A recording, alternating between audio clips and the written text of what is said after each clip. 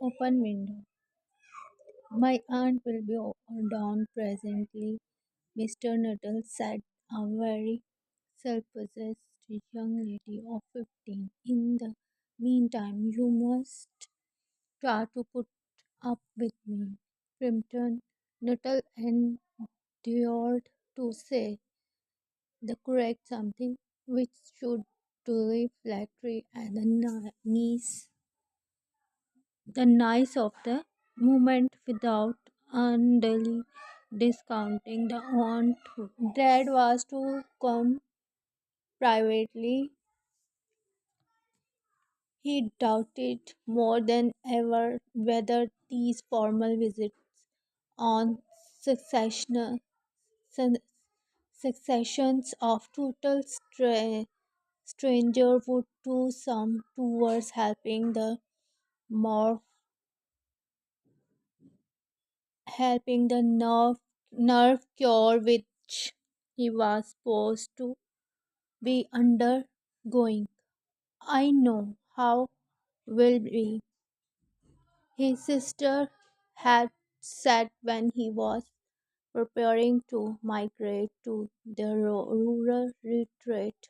You will be bury yourself down there and not speak to a living soul, and you never will be worse than ever from moping. I shall just give you letters of introduction to all the people I know there. Some of them, as fast as I can remember, were quite nice. Frampton wondered whether Mr. Spalton, the lady to whom he was presenting one of the letters of introduction, came into the nice division. Do you know many of the people round here? Asked Nice when he judged that they had sufficient silent communion, communion, com, silent communion. Hardly a soul, said Mr. Pimpton. My sister was staying here at the rectory, some 4 years ago, and so and she gave me letters of introduction to some of the people here. He made the last statement in the tone of distinct regret.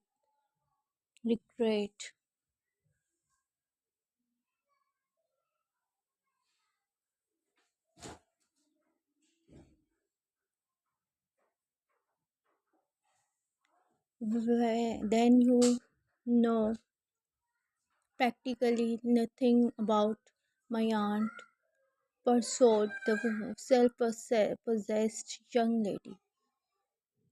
Only her name and address admitted the caller. He was wondering whether Mrs. Palliton was in the married or window state, and indefinable something about the room seemed to suggest masculine habitation.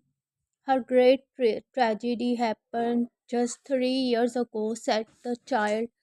That would be since your sister's time. Her tragedy, asked Frampton. Somehow, in this restful country spot, tragedies seem to out of place.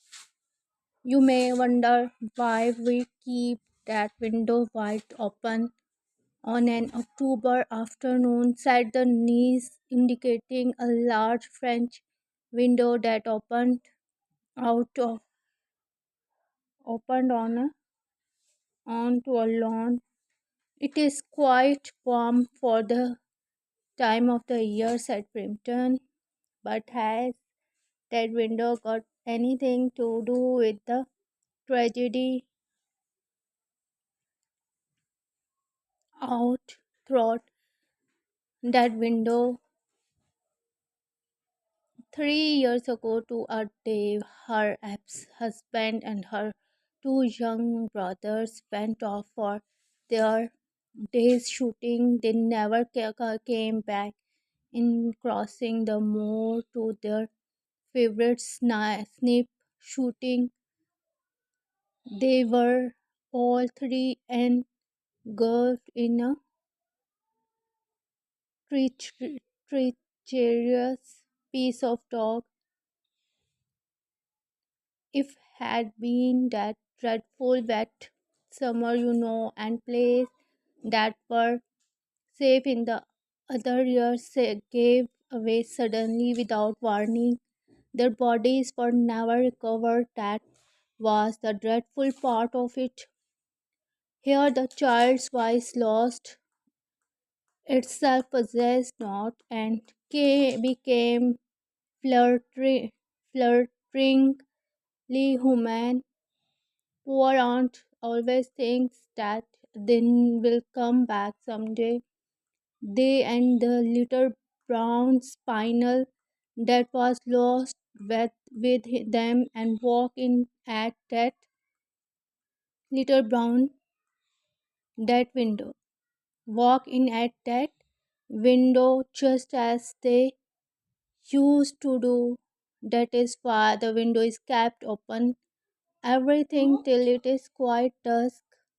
Poor dear aunt, she has often told me how they went out, the husband with his white waterproof coat over his arm, and Ronnie, her youngest brother, singing Bertie, when why do you bound as he always did to tease her because she said it got on her nerves.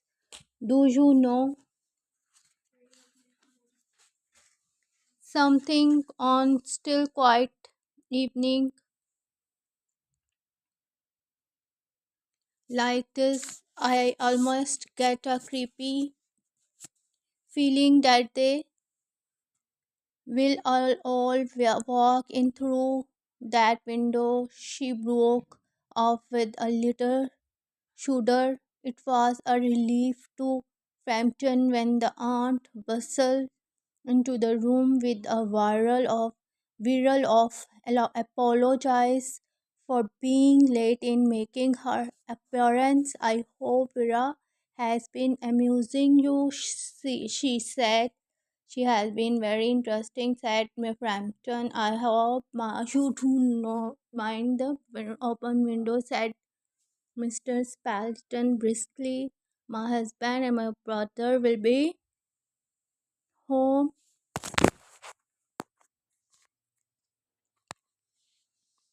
directly from shooting, and they always come in this way. They have been for snip in the marshes today, so they will make a fine mess over my poor carpets. So like you men flocks, isn't it? She rattled on cheerfully about the shooting and the scarcity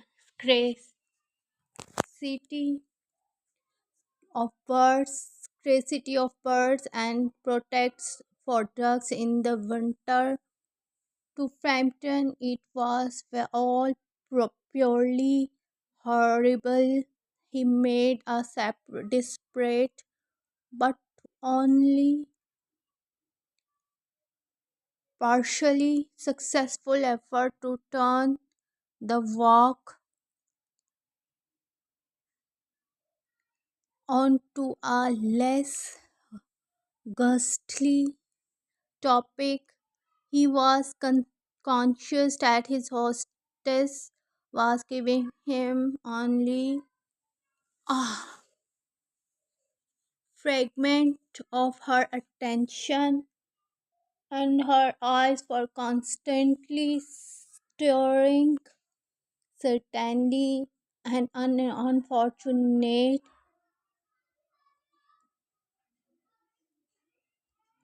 coincidence that he should have paid his visit on his tragic anniversary. The doctor agreed in the order me complete rest and an absence of excitement, excitement, mental excitement, and avoidance of anything in the nature of violent physical exercise, announced Frampton, who labored under the tolerably widespread delusion that total stranger and chance acquaintance are hungry for the last detail on one's alignment and infirmities, the cause and cure on the matter of diet. They are not so much in agreement. He continued, "No, Mr. No," said Mrs. Palton in a voice which replaced a yawn only at the last moment. Then she suddenly brightened into later attention, but not to what Frampton was saying. There, there are at least, she cried just in time for tea, and is not, and do not have look at his if they were muddy up to the eyes. Frampton shivered slightly and turned towards the nurse with a look intended to convey sympathetic comprehensions. The child was staring out through the open window with dazed,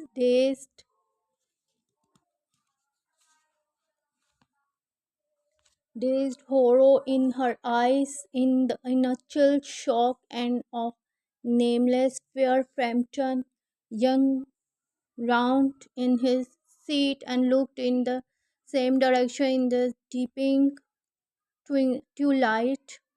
Three figures were walking across a lawn towards in the window. They are carried guns under their arms, and one of them was additionally burdened with a white at hung over his shoulders.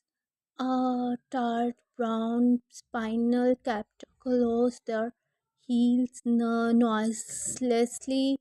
They neared the horse, and then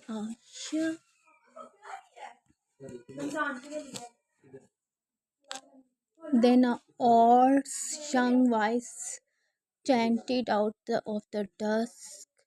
I said, "Where tie? You why do you bound Frampton? Great when